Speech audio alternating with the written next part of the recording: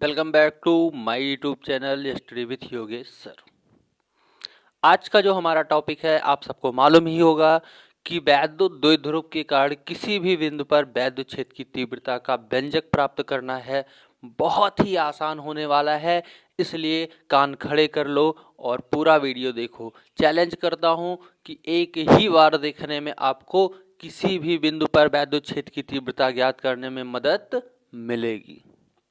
चलिए समय बिना गवाए शुरुआत करते हैं वीडियो की, क्योंकि समय नहीं है, समय को हमें गंवाना नहीं है। हेडिंग हमने डाल रखी है कि वैद्युत द्विध्रुव के कारण किसी भी बिंदु पर वैद्युत क्षेत्र की तीव्रता मान लेते हैं एक कोई वैद्युत द्विध्रुव है।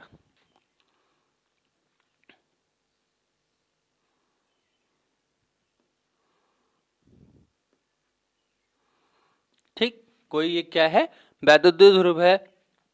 एक सिरा इसका ए है, दूसरा बी है।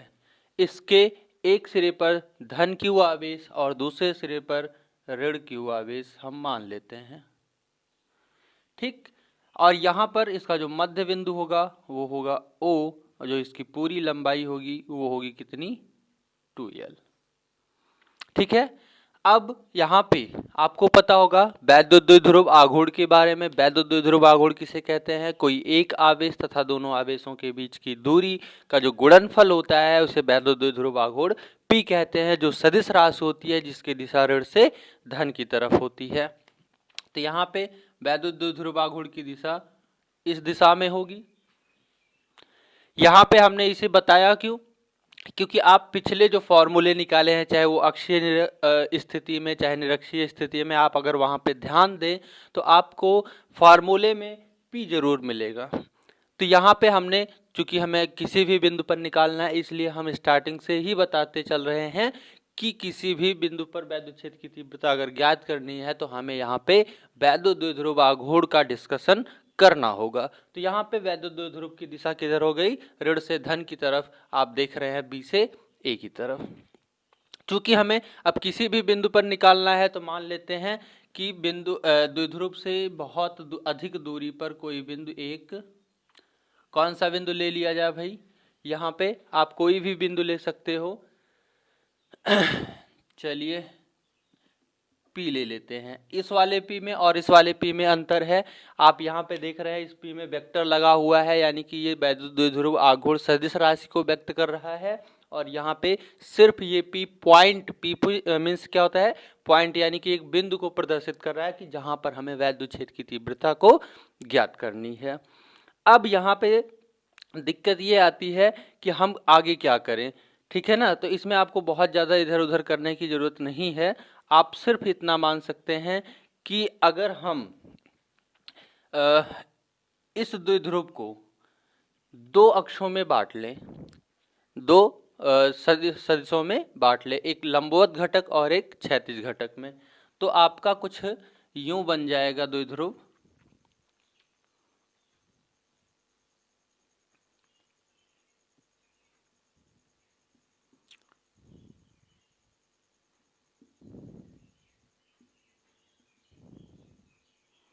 और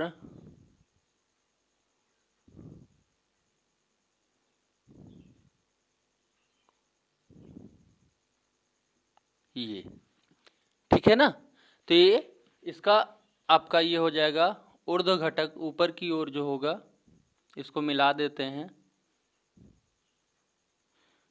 और ये क्षैतिज घटक। ठीक है, और यहां से इसका जो झुकाव है वो कितना है, थीटा है। थीटा झुकाव मानने के बाद अब इसे मैंने दो घटकों में बांट लिया है, क्षैतिज घटक और ऊर्ध्व घटक। जो इसका ऊर्ध्व घटक है वो हो जाएगा P cos थीटा, और ये हो जाएगा P साइन थीटा। क्योंकि जो द्विध्रुव आघूर्ण है हमारा वो P है। जब P को हमने दो घटकों में बांटा, ऊर्ध्व घटक और क्षैतिज घटक में, तो घटकों में बांटने का तरीका आपको समकोण त्रिभुज बना करके पिछली वीडियो में हमने बताया है। अब मैंने इसको दो घटकों में डिवाइड कर लिया। इसका ऊर्ध्व घटक P साइन थीटा है और क्षैतिज घटक P cos थीटा है, और क्षैतिज घटक इसका P साइन थीटा है। अब दोनों की वजह से बिंदु P पर वैद्युत क्षेत्र की तीव्रता को हम मान लेते हैं कि माना पी कॉस थीटा के कारण वैद्युत क्षेत्र की तीव्रता कितनी है भाई? E1 है। और पी कॉस साइन थीटा के कारण कितनी है? E2 है। और इन दोनों का परिणामी जो है वो कितना है? E है। क्योंकि ये दो अलग अलग दिशाओं में E1 और E2 थे, जिनका कोई ना कोई एक निश्चित परिणामी जरूर रहा होगा, और परिणामी मान लेते हैं यहां से फाई कोण पर निकलता है। अब आपको कुछ नहीं, वही पुरानी विधि निकालनी है, वही पुरानी विधि लगानी है कि दोनों का योगफल इसके बराबर होगा। तो लिखते हैं। अच्छा, इसमें आपको लिखना कैसे है, क्या आप मानेंगे, क्या इसमें आपको प्रॉब्लम आती है? तो आपको कुछ नहीं करना, बहुत ज़्यादा नहीं लिखना पढ़ना है इसमें। आप सिर्फ मानेंगे कि माना एक द्विध्रुव है AB, जिसके एक सिरे पर प्लस क्यू आवेश, दूसरे पर माइनस क्यू आवेश है, जिसमें वैद्युत द्विध्रुव जिसका वैद्युत द्विध्रुव आघूर्ण है वो माइनस क्यू आवेश से प्लस क्यू आवेश की दिशा में है। द्विध्रुव आघूर्ण P को हम दो घटकों में बांट लेते हैं, एक क्षैतिज घटक और एक ऊर्ध्व घटक, तथा द्विध्रुव के मध्य बिंदु से R दूरी पर, ये दूरी कितनी है भाई? R दूरी पर एक बिंदु P लेते हैं। इसी बिंदु P पर हमें वैद्युत क्षेत्र की तीव्रता ज्ञात करनी है। मान लेते हैं कि P cos थीटा के कारण वैद्युत क्षेत्र की तीव्रता E1 तथा P sin थीटा के कारण वैद्युत क्षेत्र की तीव्रता E2 है, तथा इसका परिणामी जो है वो फाई अंश कोण बना करके वो E हमें प्राप्त होता है। ये भी वेक्टर आप लगा सकते हैं। ठीक है। अब बिंदु P पर दोनों आवेशों के कारण कुल वैद्युत क्षेत्र की तीव्रता क्या हो जाएगी? E बराबर E1 प्लस E2। कुल वैद्युत क्षेत्र की तीव्रता क्या हो जाएगी? E1 plus E2। अब यहाँ पे हमें E1 और E2 का मान रखना है। कुछ नहीं, बहुत ही आसान है। आपको तो पता है वैद्युत क्षेत्र की तीव्रता का मान जो होता है E1 की वैल्यू वहां से क्या आएगी? सर्वप्रथम E1 बराबर 1/4 पाई एप्सिलॉन 0 मल्टीप्लाई क्या होता है? 2p अपान r क्यूब। तो ये हो जाएगा 2p cos theta upon r cube, क्योंकि यहाँ पे p को दो घटकों में बांटा है हमने, एक क्षैतिज और एक ऊर्ध्व घटक। तो आपका ऊर्ध्व वाला जो है ये cos थीटा वाला ये हो जाएगा E1, क्योंकि E1 तो इसी का हमने माना था। और अब दूसरे का भी निकाल लेते हैं, तथा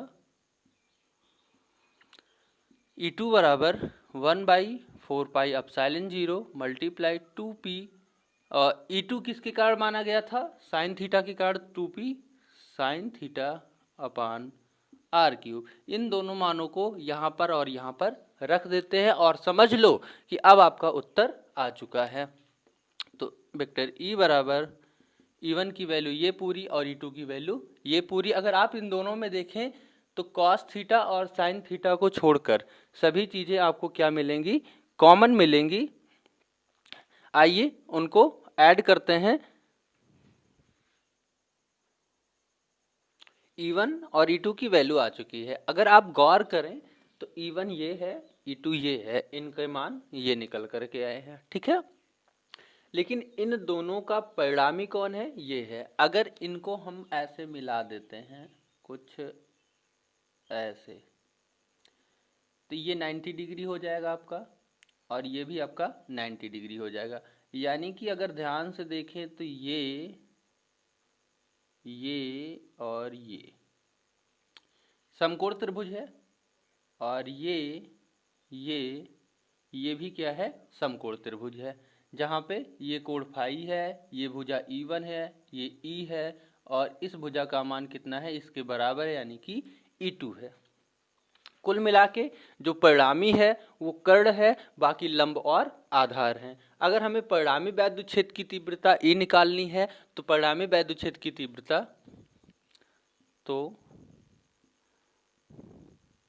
परिणामी वैद्युत क्षेत्र की तीव्रता E बराबर क्या हो जाएगा? अंडर रूट आधार का स्क्वायर धन लंब का स्क्वायर, यानी कि E 1 square plus E2 square. ठीक है, E1 और E2 की वैल्यू रखते हैं और हल करते हैं। E बराबर अंडर रूट 1/4πε0, दोनों में है, कॉमन है, चला आएगा बाहर। ठीक है, दोनों में है तो कॉमन ही है और बाहर चला आएगा। थोड़ा सा यहाँ पे मिस्टेक हुआ था बेटा, अगर आप गौर करें तो अगर P cos थीटा देखें और P sin थीटा देखें तो P cos थीटा जो है ये आपका कुछ ऐसा द्विध्रुव दिखाई दे रहा है और बिंदु P इसके अक्ष में दिखाई दे रहा है, तो उसके लिए तो ये परफेक्ट है। लेकिन जो हमारा P sin थीटा है ये वाला, इसके बिंदु P क्या दिखाई दे रहा है, निरक्ष में दिखाई दे रहा है, इसलिए यहाँ पे P sin थीटा होगा, ना कि 2P sin थीटा। क्योंकि कल वाले जो फार्मूले में हमने देखा था, निरक्षीय स्थिति में हमने जो फार्मूला निकाला था वो P/r³ आया था। ये थोड़ी सी मिस्टेक हो गई थी, आइए मान रखते हैं। तो ये आपका 1/4πε0 दोनों में है, बाहर आ जाएगा।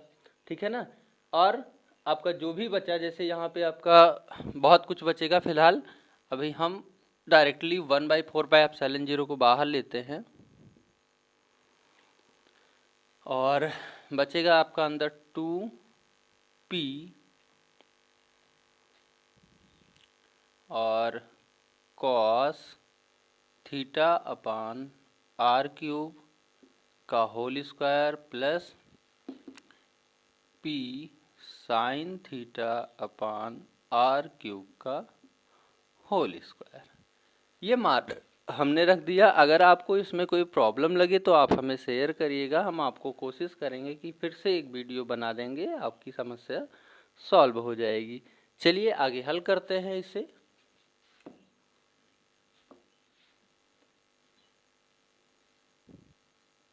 अब इसी को कैलकुलेशन आपको करना है। अगर आप देखें तो r³ इसमें भी है, r³ इसमें भी है, दोनों में से r³ कॉमन लेंगे जिसका वर्ग हमें मिल जाएगा। सो r³ आपका बाहर आ जाएगा। यहाँ पे आप देखेंगे तो p है, यहाँ भी p है, इसका भी वर्ग है, इसका भी वर्ग, दोनों को कॉमन ले सकते हैं, तो बाहर आपका बचेगा E = 1/4πε0 मल्टीप्लाई P/r³।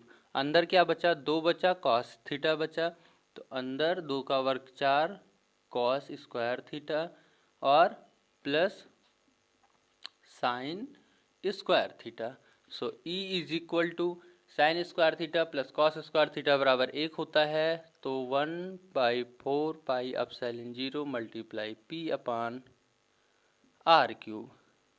ठीक है ना, और वो एक मान आपका बचेगा क्या, 1 + 3 cos स्क्वायर थीटा, क्योंकि यहाँ पे एक cos स्क्वायर थीटा का उपयोग मैंने कहाँ किया है, साइन स्क्वायर थीटा के साथ। यह हमारा यहाँ तक कंप्लीट हो गया और यही हमारा परफेक्ट फॉर्मूला है, बहुत छोटा है।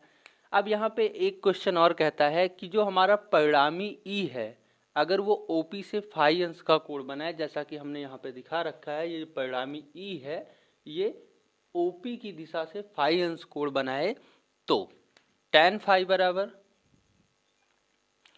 क्या हो जाएगा, tan फाई बराबर E1/E2, यानी कि इतना बटा ये हो जाएगा आपका E2/E1।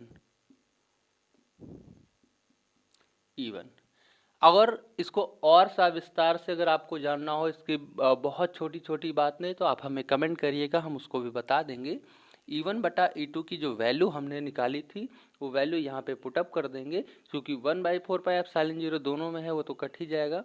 लेकिन E2 की वैल्यू थी P sin θ/r³ और इसकी थी 2P cos θ/r³। ये कट जाएंगे, यहाँ पे बचेगा साइन और कास, जो हो जाएगा tan थीटा, अर्थात tan फाई = 1/2 tan थीटा। ये आपका परिणामी वैद्युत की तीव्रता निकालने का फाइनल आंसर हो जाएगा। तो आइए देखते हैं आज की अगली हेडिंग। अगली और आखिरी हेडिंग है, क्या है कि एक समान बाह्य वैद्युत क्षेत्र में रखे वैद्युत ध्रुव पर लगने वाले बल युग्म का आघूर्ण। यानी कि कोई ऐसा वैद्युत क्षेत्र होगा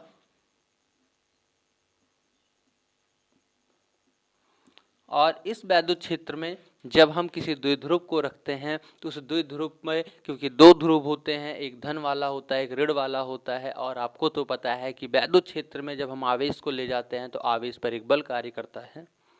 इस प्रकार जब द्विध्रुव को ले जाते हैं तो उन दोनों आवेशों पर बल कार्य करते हैं, लेकिन उनकी दिशाएं विपरीत होती हैं। दिशाएं विपरीत होने के कारण उन पर एक बल युग्म, यानी कि एक बल अगर ऊपर की तरफ लग रहा है तो दूसरा नीचे की तरफ लगता है। इस प्रकार हमारा द्विध्रुव अपने अक्ष के परितः घूमने के लिए प्रेरित हो जाता है, जिसे वैद्युत बल युग्म यानी कि बलों का योग कहा जाता है। बहुत ही आसान है। अगर हम इसमें एक द्विध्रुव को रख देते हैं जो क्षैतिज से थीटा अंश कोण पर झुका हो, एक तरफ इस पर प्लस क्यू आवेश तथा दूसरी तरफ माइनस क्यू आवेश हो, प्लस क्यू और माइनस क्यू आवेश हो, तो इस द्विध्रुव पर लगने वाला जो परिणामी बल है वो मान बहुत इधर उधर करके आपको घुमाएगा नहीं, बहुत ही आसान होता है। क्या होता है, किसी एक आवेश पर लगने वाला बल तथा दोनों आवेशों के बीच की दोनों बलों की क्रिया रेखाओं के बीच की लंबवत दूरी के गुणनफल के बराबर होता है। रिपीट करता हूं। अच्छा, बल युग्म आघूर्ण को किससे नोट करते हैं ये भी बता देता हूं आपको। टो से नोट किया जाता है इसे। एक बार परिभाषा फिर से सुन लो कि बल युग्म आघूर्ण किसे कहते हैं। तो आप कह सकते हैं कि द्विध्रुव के किसी एक आवेश तथा दोनों आवेशों पर लगने वाले बलों की क्रिया रेखा के बीच की जो लंबवत दूरी होती है, दोनों आवेशों पर लगने वाले बलों के बीच की क्रिया रेखा की लंबवत दूरी के गुणनफल के बराबर होता है। तो ये हमारे लिए बहुत ही आसान होता है। इसको मिला लेते हैं और जो इसके बीच की क्रिया, इन पर जो ये बल लग रहे हैं, अगर आप सोचो कि ये प्लस क्यू आवेश है और इस पर लगने वाले बल की दिशा इधर है, तो सिंपल सी बात है माइनस वाले पे उसके विपरीत दिशा में होगी। और आपको तो पता है लगने वाला जो बल होगा वो क्यू ई के बराबर होगा, सिर्फ इनकी दिशाएं क्या होंगी, विपरीत होंगी। तो अगर हमें ये निकालना है कि इसका वैद्युत द्विध्रुव बल युग्म आघूर्ण टो जो है वो कितना होगा, तो आप कह सकते हैं कि किसी एक आवेश पर या दोनों आवेशों पर जो बल कार्य कर रहे हैं, उन बलों के बीच की क्रिया रेखा की जो लंबवत दूरी है, उसी लंबवत दूरी के गुणनफल का जो मान आता है वही होता है आपका बल युग्म आघूर्ण का मान। तो यहाँ पे हम चाहे इस बल को ले लें, चाहे इस बल को ले लें, तो कोई एक बल लेंगे तथा दोनों बलों के क्रिया रेखा के बीच की ये लंबवत दूरी है, ये वाली, इसी लंबवत दूरी का गुणनफल ही क्या होगा, वैद्युत द्विध्रुव बल युग्म आघूर्ण होगा। तो यहाँ पे अगर हम इसकी वैल्यू निकालें तो आपको पता है ये टोटल होता है 2L, ये कोण आपका फाई है, इस भुजा का मान हमें निकालना है।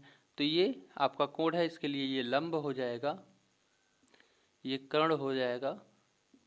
लंब और कर्ण के रिलेशन में एक कोण का हमें रिलेशन लेना है, तो वो रिलेशन किसका होता है, साइन थीटा का होता है। इसका जो मान आएगा 2L साइन थीटा, अर्थात टो बराबर, आप मान सकते हो यहाँ पे कि माना एक द्विध्रुव है ए बी नाम रख सकते हो इसका, ए बी, जो ये पूरा जो हमने रेखाएं खींच रखी हैं ये वैद्युत क्षेत्र है, जो वैद्युत क्षेत्र ई में क्षैतिज से थीटा अंश कोण पर झुका करके रखा गया है। प्लस क्यू आवेश पर जो बल कार्य कर रहा है वो क्यू ई है और उसकी दिशा हमने प्रदर्शित की है, तथा उसी के विपरीत दिशा में माइनस क्यू वाले पर एक बल कार्य करता है। क्योंकि वैद्युत बल युग्म आघूर्ण जो होता है वो किसी एक आवेश पर लगने वाला बल तथा दोनों आवेशों पर लगने वाले बल की क्रिया रेखा के बीच की लंबवत दूरी के गुणनफल के बराबर होता है। इसे टो से प्रदर्शित करते हैं, अर्थात टो बराबर आपका हो जाएगा बल तथा दोनों के बीच की लंबवत दूरी, अर्थात 2L साइन थीटा। सो टो इज इक्वल टू, बल का मान कितना होता है, Q E into 2L sine theta. So टो इज इक्वल टू, आपको तो पता है 2l इंटू क्यू बराबर किसके होता है, p के, तो टो बराबर PE साइन थीटा। अर्थात बलयुग्म आघूर्ण का मान कितना होता है, PE साइन थीटा। बलयुग्म आघूर्ण अधिकतम और न्यूनतम कब होगा, आपको तो पता होगा, साइन में 0 का मान 0 होता है और 90 का मान 1 होता है। अर्थात टो के न्यूनतम मान के लिए थीटा बराबर कितना रखना पड़ेगा, 0। जब थीटा बराबर 0 रखेंगे तो यह हो जाएगा PE साइन 0, और साइन 0 का मान 0 होता है। सो टो इज इक्वल टू हो जाएगा आपका 0 हो जाएगा, तो सारा का सारा मान 0 हो जाएगा। ठीक है। और अधिकतम मान के लिए हम क्या करेंगे, तो अधिकतम मान के लिए थीटा का मान 90 अंश रखेंगे। अर्थात आप लिख सकते हैं टो के अधिकतम मान के लिए थीटा बराबर 90 डिग्री। सो यहाँ पे जब हम 90 अंश रखेंगे तो टो बराबर आएगा PE साइन 90, और साइन 90 का मान 1 हो जाएगा, और टो बराबर कितना हो जाएगा, PE हो जाएगा। ये लेसन आपका यहीं पे समाप्त होता है। अगले लेसन में हम आपको पढ़ाएंगे गॉस की प्रमेय, और बहुत अच्छे अच्छे उसमें डेरिवेशन आपको कराए जाएंगे। तब तक के लिए बहुत बहुत धन्यवाद।